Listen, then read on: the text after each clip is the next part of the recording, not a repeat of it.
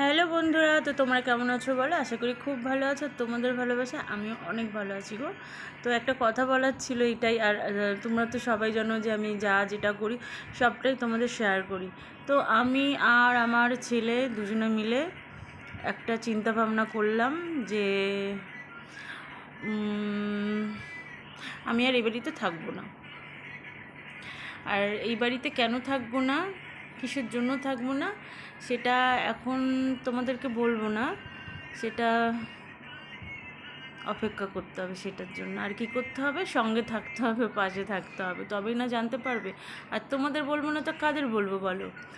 তো আমি আর আমার ছেলে খুব চিন্তাভাবনা করেছি। এই চিন্তাভাবনাটা আমাদের আরও অনেক দিন আগে করাটা উচিত ছিল। যদি করতাম খুব ভালো হতো।